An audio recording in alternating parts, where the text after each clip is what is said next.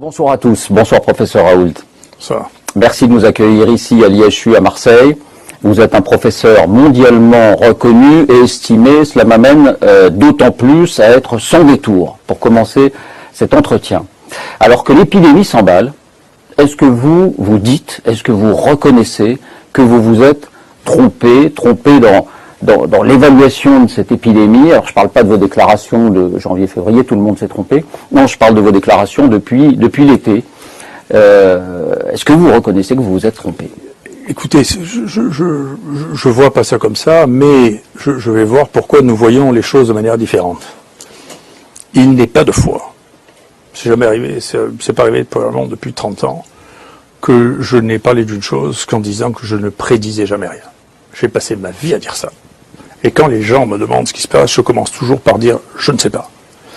Donc après que vous déduisiez autre chose que ce que je dis, qu'après, c'est un peu la spécialité de la télévision, de découper les morceaux en oubliant de commencer par dire « écoutez, je ne prévois jamais rien ». Vous dites ça à chaque fois au début des entretiens. Mais quand on vous écoute, non, si on revient sur vos déclarations. Je dis ça, point final. C'est-à-dire, et je peux vous dire, j'écrivais ça dans mon premier Que sais-je en 1998. Je prends les gens qui prédisent pour des sorciers. Je disais même, vous savez, on habite ici à 30 km de Nostradamus et je ne suis pas Nostradamus. Professeur, votre déclaration du début août. Le conseil scientifique, fin juillet, il dit « il est hautement probable qu'une seconde vague épidémique soit observée à l'automne ou à l'hiver prochain ». Le 4 août, vous répondez pas, mais enfin, vous répondez d'une certaine manière. La forme actuelle est à un niveau de gravité qui est l'un des plus bas de toutes les affections respiratoires. Je ne suis pas inquiet. Et vous ajoutez un peu plus tard, le 14 septembre, c'est il n'y a pas si longtemps, devant le Sénat, la situation actuelle ne m'inquiète pas. Le virus a muté, il paraît lié à des formes moins graves. Ça, c'est pas de la prédiction au sens propre, mais c'est un sentiment. Non, c'est pas du tout un sentiment, c'est là. Non, c'est pas du tout un sentiment. Qui a été démenti. Non, mais vous confondez les sentiments, la connaissance, pas du tout. On vient de sortir une publication qui est online sur toute la saison juillet-août, dans laquelle la gravité est infiniment plus faible que celle que nous avions vue avant. C'est un variant qui est un variant différent. On sait qu'il est venu d'Afrique. Maintenant, on a les génomes que l'on compare. Vous avez un problème, si vous voulez. Vous avez un problème, c'est que vos références scientifiques ne sont pas des scientifiques. Vous avez un vrai problème. Laissez-moi terminer.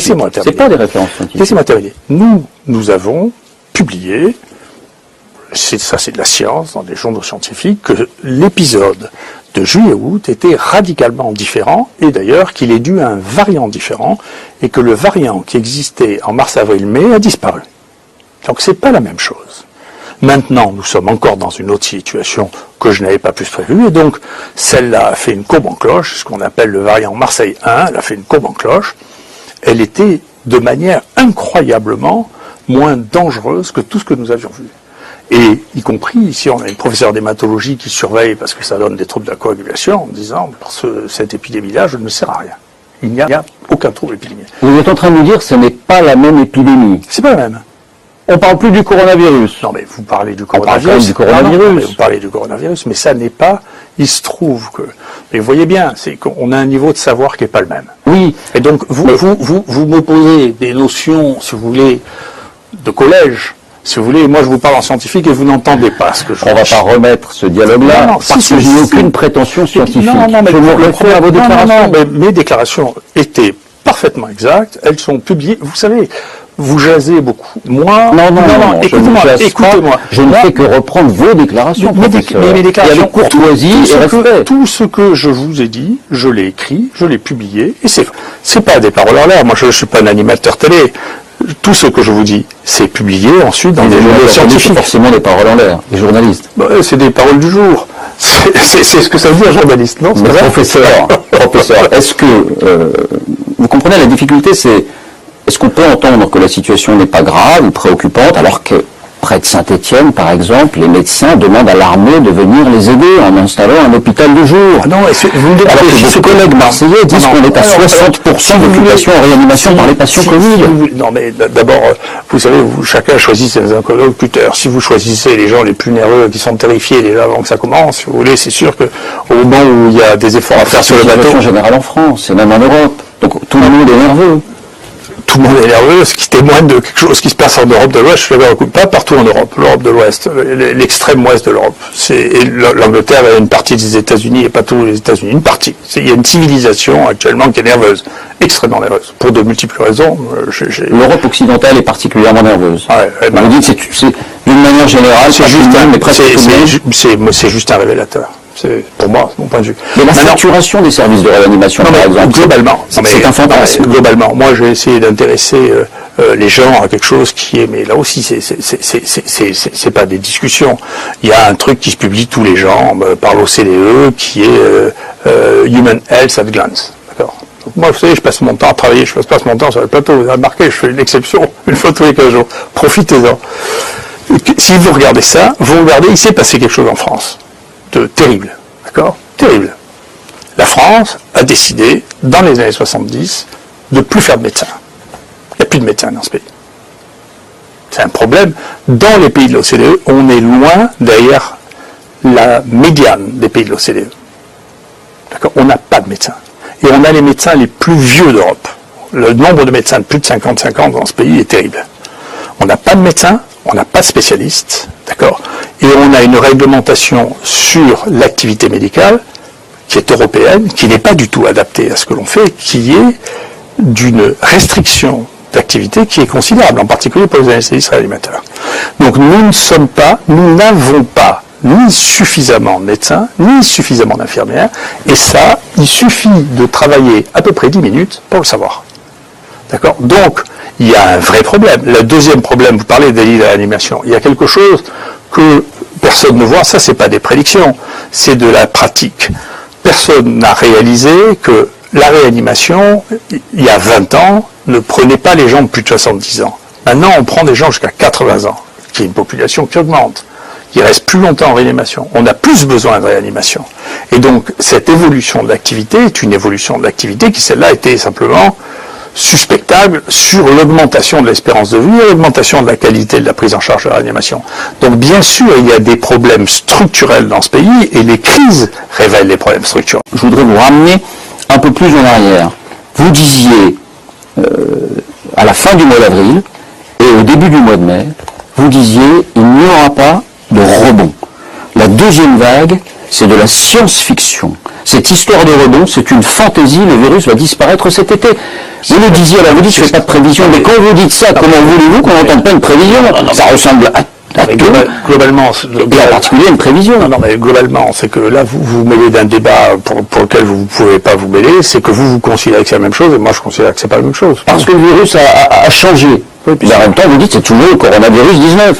Oui, mais si vous avez les hôpitaux mis sous pression. Non, mais ça, c'est toujours la mortalité qui remonte. C'est toujours les contaminations qui sont en train de s'envoler. Vous avez alors expliquez-moi ce que c'est une bonne fois, puis comme ça je comprendrai. Mais alors, René, que pour les hôpitaux, c'est la même épreuve, pour les familles qui perdent un proche, c'est la même épreuve.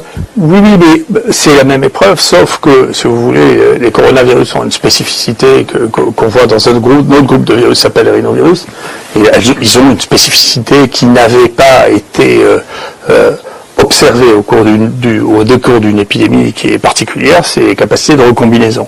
C'est-à-dire que les coronavirus se recombinent avec les autres coronavirus. Nous, on suspecte qu'en plus, ils se recombinent avec les rhinovirus, qui sont des virus extrêmement communs et qui vivent dans le même endroit. C'est-à-dire, c'est des virus qui se mêlent l'un à l'autre et qui donnent des variants.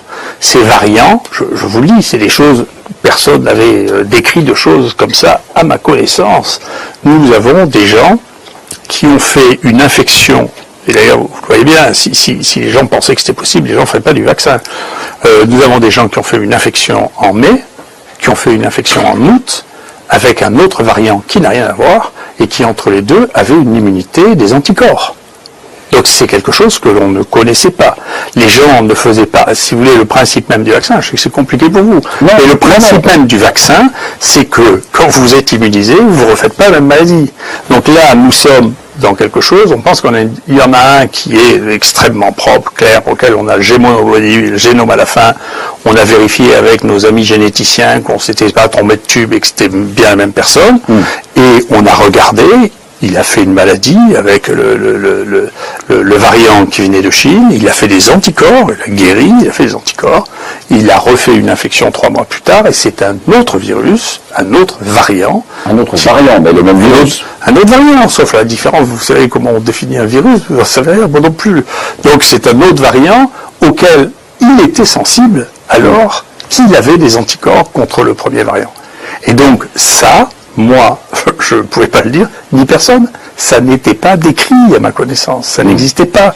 Vous ne faites pas 2 fois une grippe A, ni 2 fois une grippe B, ni 2 fois un VRS dans l'année, ça n'existe pas. Je vous pose la question autrement. Est-ce que vous convenez qu'il y a des règles de prudence, ce qu'on appelle les gestes barrières, le port du masque dans certaines circonstances, à observer? Vous avez fini avec ça? Non, j'ai pas fini, mais j'attaque le sommet par la face ouest.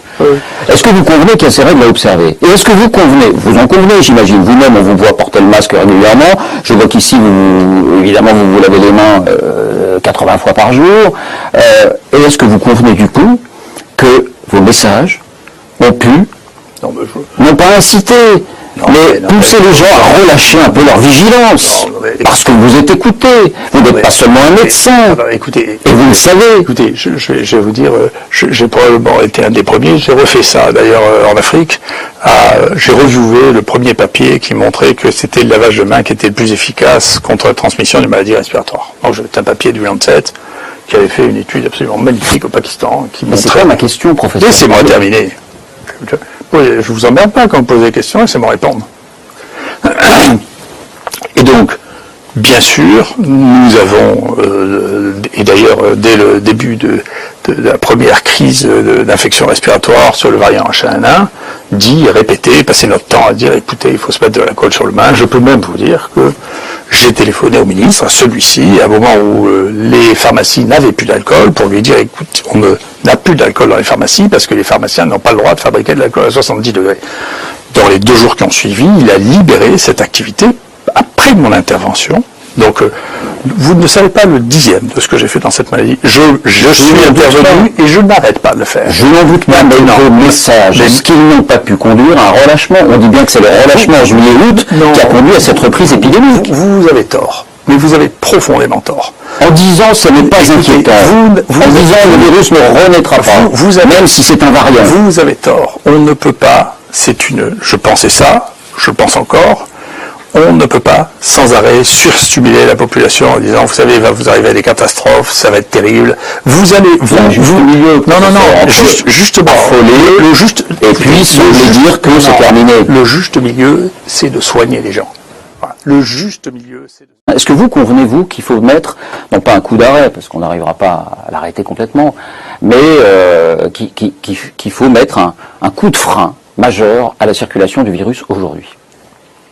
Ah oui, si quelqu'un sait comment on fait, oui, mais sur le principe, vous dites, enfin, on ne peut pas s'en passer, c'est-à-dire, encore une fois, mettre un coup de frein massif à la circulation, donc aux contaminations, qui, après-demain, seront les réanimations et peut-être, pour une infime minorité, les morts. Si vous voulez, encore une fois, personnellement, je suis pas comme vous, et je fais pas de politique pour ça. Je suis un scientifique, donc j'ai trop d'interrogations. C'est pour ça que vous me dites des choses qui ne me concernent pas. J'ai trop d'interrogations, si vous voulez, pour prendre des décisions simples de nature sociale. Je ne sais pas le faire. Sans entrer pour l'instant dans la nature de ces décisions, est-ce que vous pensez qu'il faut agir? Ou qu'on peut laisser les choses telles quelles?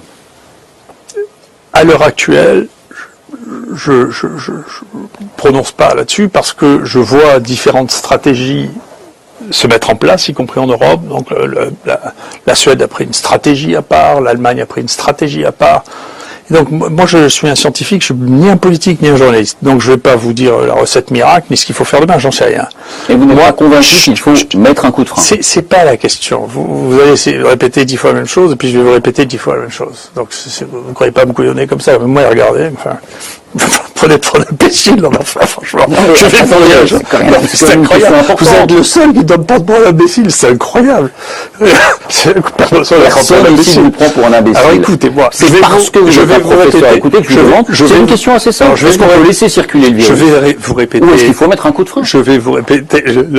Si vous savez comment on met un coup de frein avec ça, vous êtes fort. Est-ce qu'il faudrait mettre un coup de frein? Non, parce que je vous dis, ça veut dire, si j'avais une baguette magique, tous les gens sont là, espérer, attendez, qu'est-ce qui va se passer? Maintenant, il faut arrêter, c'est trop long, c'est trop dur, c'est trop difficile, c'est pas une manière de faire. La question, c'est, il y a des gens qui ont pris, moi, je ne sais pas évaluer les stratégies à ce point. Personne ne sait les évaluer. Voilà. Personne. Les stratégies qui ont été prises, personne ne sait les évaluer. Donc, il y a des gens qui ont décidé de rien confiner du tout, c'est les Suédois.